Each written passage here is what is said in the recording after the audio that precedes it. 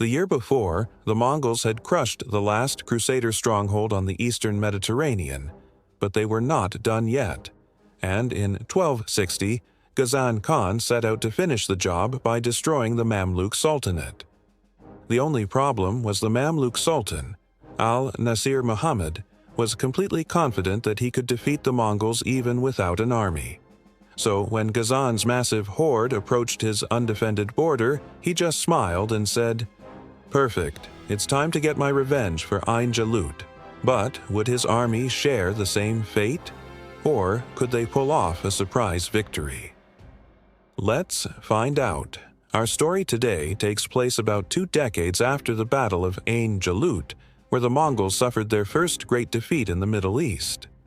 Back then, one of the key players on the Mamluk side was a veteran Mamluk Emir named Tariq, who would now play a major role in our story. He had been a general of the Mamluk army for decades, and thanks to his experience, tactics, and discipline, he was able to contain the Mongol threat and protect the Egyptian capital of Cairo. As far as Mamluk leaders go, he was wise beyond compare. Having seen too much war already, he preferred avoiding open confrontation with the Mongols unless absolutely necessary. This was because he still remembered how close he had come to death at Ain Jalut. Despite his tactical brilliance, he had been forced to flee the battlefield with only a handful of men while his entire army was wiped out. But this time, things would be different.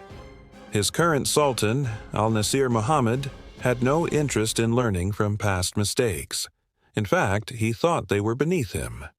It didn't help that he was only 17 years old and had become Sultan following the abdication of his father, who had been pressured to step down due to his weak leadership and poor health.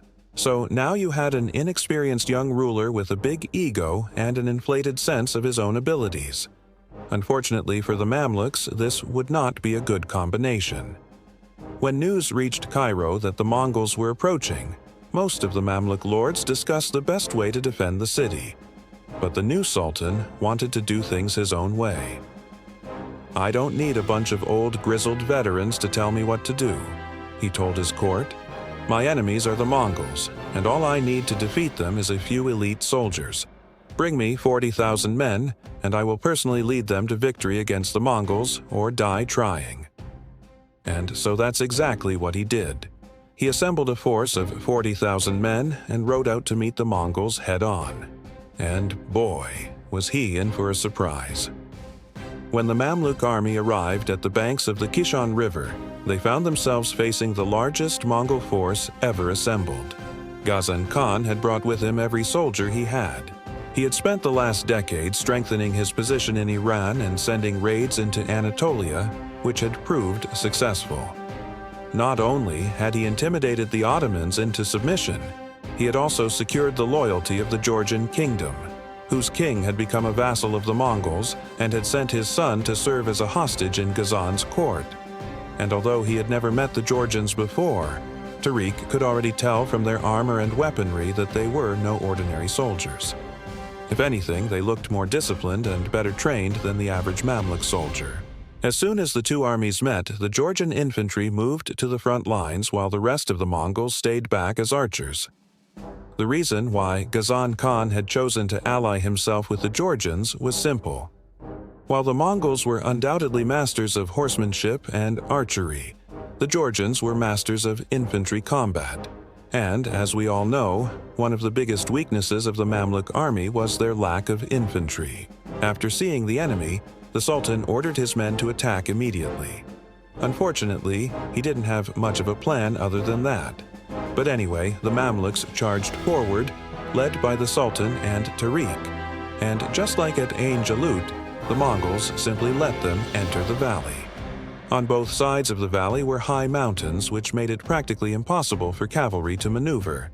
But since the Mamluk army was mostly cavalry, this was exactly what the Mongols wanted. Then the battle began. The Mamluk cavalry charged down the valley and smashed into the unsuspecting Georgians. Despite their small numbers, the Georgians stood firm and blocked every charge. Their armor was too thick and they held their ground. Just like the Mongols had planned, the Mamluk horses couldn't turn around in the narrow valley and were forced to fight on foot. By then, the Mongol horse archers arrived, shooting arrow after arrow into the tightly packed Mamluk forces. The Sultan's men fought bravely, but there were simply too many Mongols and they were too well coordinated. The Mamluk army quickly became surrounded. Al-Nasir Muhammad tried to rally his men, but it was no use. All around him, soldiers were dying, and soon he was the only one left standing next to Tariq. Together, they fought back to back until their very last breath, turning the once glorious Mamluk army into corpses strewn across the valley. The Georgian infantry stood watching as the tide of battle turned against the Egyptians. When the Mongols started losing, they stepped in to deliver the final blows to the Mamluk cavalrymen, securing a decisive victory for the Mongols and finishing off any remaining Mamluk resistance. It was one of the most lopsided battles in history, and the Mongols would have easily won even if they hadn't used scorched earth tactics. In the end, the entire Mamluk army was wiped out, and with it, the hopes of defending Syria were dashed. The Georgian infantry, impressed by the ferocity of their new Mongol allies, decided to celebrate their victory properly, feasting and drinking for days. Ghazan Khan, however, was in no mood for celebration. Instead, he ordered his troops to pillage the valley of Hula and destroy every settlement they came across. It was a show of strength and a warning to the people of Cairo. Meanwhile, Tariq managed to escape the massacre, stealing a horse and fleeing deeper into the Syrian desert. Soon, he came across a small group of Mamluk soldiers hiding in the mountains. When they heard that their sultan and most of their army were dead, they panicked and wanted to flee to Cairo. However, Tariq told them that running away would be pointless since the Mongols would chase after them and finish them off. Instead, he told them to hide in the mountains and wait for reinforcements from Yemen. With a heavy heart, they agreed. In the end, Tariq was forced to watch as the defeated remnants of the Mamluk army looked on helplessly as the Mongols looted and burned their cities. Over the next few weeks, he sent messengers to Yemen and the Kurdish princes asking for help in reassembling the shattered army.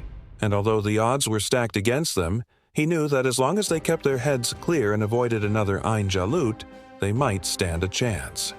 So Tariq vowed to use every last bit of his cunning and military prowess to achieve just that.